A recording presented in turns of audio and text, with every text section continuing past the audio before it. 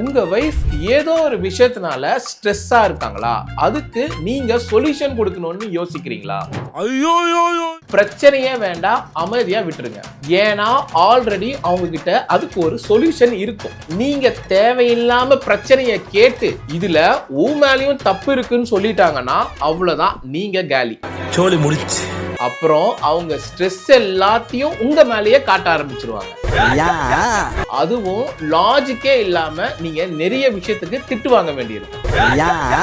நீங்களும் சும்மா இருக்க மாட்டீங்க.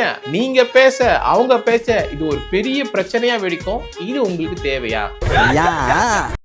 அதுக்கு பதிலா அவங்க ஸ்ட்ரெஸ்ஸா இருக்காங்கன்னு தெரிஞ்சுக்கிட்டீங்கன்னா அவங்க கூட கொஞ்சம் டைம் ஸ்பெண்ட் பண்ணு. வெளியே எங்கேயாவது ஃப்ரீயா போயிட்டு வாங்க. இது எதுவுமே பண்ணலனாலும் அவங்க கிட்ட ஒரு ஸ்பேஸ் கொடுத்து ஃப்ரீயா விடுங்க, அவங்களே சரியாயிடுவாங்க. ஏன்னா சம்டைம்ஸ் சொல்யூஷனை விட சைலண்ட் சப்போர்ட் ஒர்க் ஆகும். ஆனா நீங்க ஸ்ட்ரெஸ்ஸா இருக்கும் போது உங்க வைஃபும் இதை ஃபாலோ பண்ணணும்னு நினைக்காதீங்க. அதுக்கு வாய்ப்பே இல்லை.